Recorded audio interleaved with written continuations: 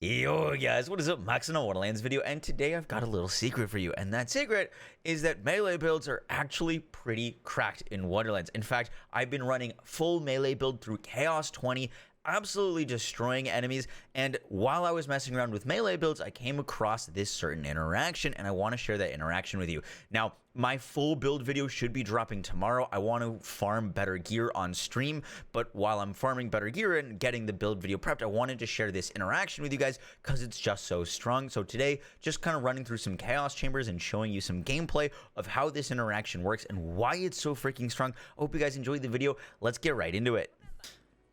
So I was going to show a chaos chamber, but to keep this video spoiler free, we're actually going to do an ancient obelisk, and the enemy density is actually better on the obelisk, so you'll be able to see what's happening more. So I'm just going to start attacking these enemies. I'll probably wait for them to group up and then just show you guys what is happening with our damage. So let's start meleeing one, and you'll notice that all of them just kind of start to fry. They just kind of die. and that is kind of the core of this interaction, and what is making melee so freaking busted. Like, genuinely, melee is ridiculously strong, and in part, not only, but it is in part because of this interaction that I'm about to explain to you. Now, you may notice that there's these electric chains happening between enemies, and that's part of the key to what's happening. And once again, like, I don't have perfect gear. I'm not like super well optimized.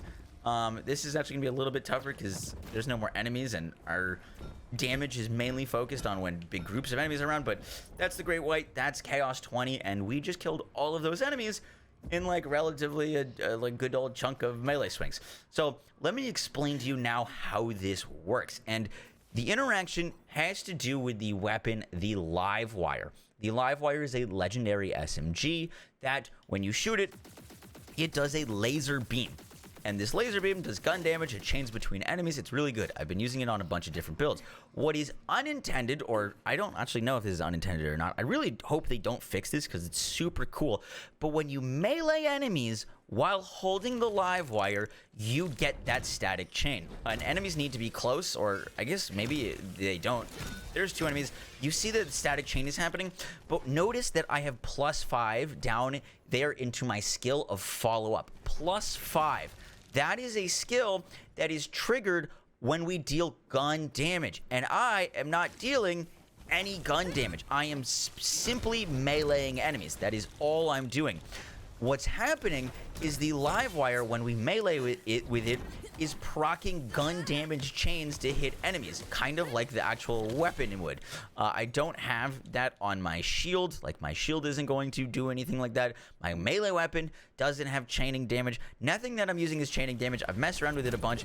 It is simply just the live wire. Now, what's so strong about this is, one, it's gun damage, but for example, it can proc Executioner's Blade. So when you go into your From the Shadows and you crit every time, now all of your chains are critical hits and are dealing gun damage but triggering melee damage, and it synergizes just so well with the whole Stabbomancer. I will have a full build video and breakdown of everything that you guys need to know to be able to achieve the damage that I'm achieving here, but like, it's just silly, and it's honestly one of the stronger builds I've used because you can kill entire rooms of enemies just by starting to melee enemies, because you're going to start spreading dots, you're going to start spreading that gun damage is going to be proccing Executioner's Blade.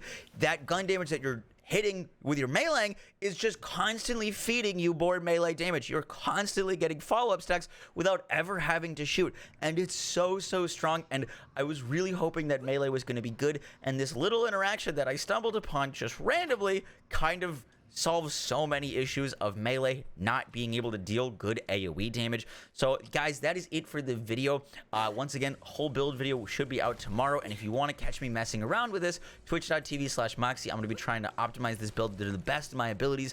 I will catch y'all in the next one, guys. Take care. Peace.